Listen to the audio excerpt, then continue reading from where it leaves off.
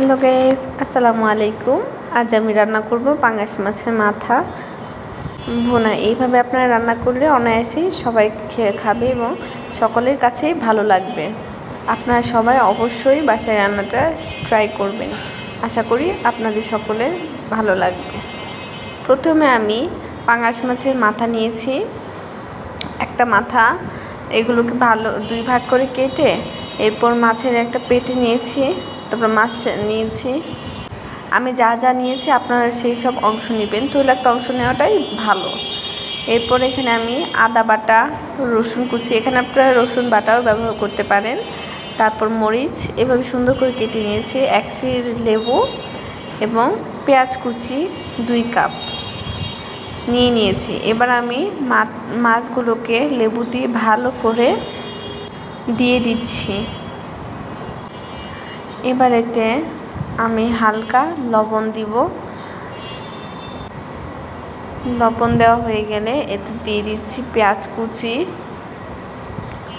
আপনার পেঁয়াজ এভাবে কেটে নেবেন, বেশি পেঁয়াজ দিলে খেতেও বেশি টেস্টি হবে। এরপর দিয়ে দিয়েছি আদা 1 চামচ, রসুন কুচি 2 চামচের মতো। আপনারা চেষ্টা করবেন রসুন বাটা দেওয়ার জন্য, তাহলে টেস্ট আর একটু ভালো আসবে। এরপর এখানে আমরা অ্যাড করে দেব মশলা। এখানে দিয়ে দিয়েছি 1 চামচ জিরের গুঁড়া, আপনারা জিরে বাটা চাইলেও দিতে পারেন। তারপর দিয়ে দিয়েছি 2 চামচ হলুদের গুঁড়া এবং 2.5 চামচ মরিচের গুঁড়া। ঝালটা আপনাদের টেস্টের উপর ডিপেন্ড করে। এখানে আমি একটা মাথা নিয়েছি, এর জন্য সেই অনুযায়ী মশলা ব্যবহার করেছি। আপনারা চাইলে যদি বেশি মাথা নেন তাহলে সেই অনুযায়ী মশলাটা বাড়িয়ে কমিয়ে নিতে পারেন। এবার দেওয়া হয়ে গেলে এখন তেল দিয়ে দিব। এখানে সরিষার তেলটা ইউজ করতে বলবো সবাইকে। সরিষার তেল খাবারের টেস্ট বাড়ায়। আমি এখানে সয়াবিন তেল দিয়ে দিয়েছি 1 কাপের মতো। এরপর এটাকে হালকাভাবে মিশিয়ে নেব, সম্পূর্ণভাবে মিশাবো না। আমি যেভাবে মিশাচ্ছি আপনারা ঠিক সেভাবে মেশানোর চেষ্টা করবেন। পুরোটা ভালোভাবে মেশানোর কোনো প্রয়োজন নেই। এভাবে হালকা করে ঘুরিয়ে ঘুরিয়ে এভাবে মিশিয়ে নিব। এখন মেশাবো না, কারণ যখন এটা জাল হবে তখন এটা এমনিতেই পানি উঠে মিশে যাবে। এরপর এভাবে দেখতেই পাচ্ছেন আমি এভাবে রেখে দিব 10 মিনিটের মতো। এমনভাবে হালকা করে মিশিয়ে নিতে হবে।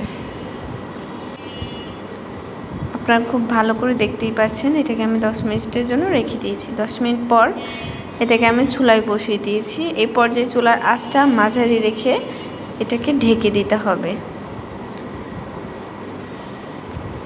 তার মাঝে কিছুক্ষণ নাড়াচাড়া করে দিতে হবে। এটাকে ঢেকে আমরা 10 মিনিট এভাবে মাঝারি আঁচে রান্না করে নেব। 10 মিনিট পর দেখতেই পাচ্ছেন এখান থেকে কিছুটা পানি উঠেছে, মাছের যে তেল থাকে সেই তেলটাও ভেসে এসেছে। এরপর চুলার আঁচটা সামান্য একটু কমিয়ে দিব, কমিয়ে দিয়ে এটাকে রান্না করে নেব। দেখতেই পাচ্ছেন কতটা তেল বের হয়ে এসেছে। এখানে কিন্তু অতিরিক্ত তেল দেওয়া হয়নি, মাছের তেলই বের হয়েছে। আর মাছের তেল খাওয়াটাও শরীরের জন্য ভালো। কত সুন্দর একটা কালার এসেছে। এবার এটাকে ঢেকে আমরা আরও 10 মিনিটের মতো করে রান্না করে নিব। 10 মিনিট পর দেখতেই পাচ্ছেন কত সুন্দর হয়েছে। মাছগুলো ভালোভাবে সিদ্ধ হয়েছে। এগুলোকে ভালো করে নাড়াচাড়া করে নিতে হবে। এগুলো নাড়াচাড়ার সময় ভেঙে যাবে, এই যে এরকম। এরপর হালকা পানি দিয়ে এটাকে জাল করে নিতে হবে। ঝোল আপনারা যতটুকু রাখতে চান, যেহেতু ভুনা ভুনা করবো তাই ঝোলটা আমি একদম কমই রাখবো। এই পর্যায়ে এটাকে রান্নাকে ভালো করে কষিয়ে নিতে হবে এবং নামানোর 10 মিনিট আগে এতে কাঁচামরিচ কুচি দিয়ে দিতে হবে। কাঁচামরিচগুলো এইভাবে কেটে নিলে সুন্দর দেখা যায়, তাই সবাই এভাবে কেটে নেওয়ার চেষ্টা করবেন এবং কাঁচামরিচটা এভাবে দিয়ে দিবেন।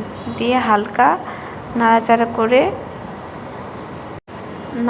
করে এতে পানি দিয়ে দিব। এটা আপনারা আপনাদের পরিমাণ মতো পানিটা দিয়ে দিবেন।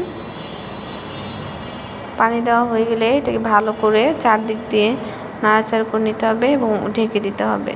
10 মিনিট রান্না করার পরে দেখতে পাচ্ছেন কত সুন্দর এসেছে। এখন এটাকে ভালো করে শুকিয়ে নিতে হবে পানিটা। এই দেখুন আমার রান্না শেষ, রান্না কমপ্লিট। কত সুন্দর দেখা যাচ্ছে। আপনারা সবাই চাইলে বাসায় ট্রাই করতে পারেন। অবশ্যই সবাই বাসায় চেষ্টা করবেন। আশা করি সবার কাছে ভালো লাগবে। এটা খেতে অনেক সুস্বাদু ছিল। পাঙ্গাস মাছ এভাবে খেলে সবার কাছে ভালো লাগে। আজকের ভিডিও এই পর্যন্ত। আল্লাহ হাফেজ।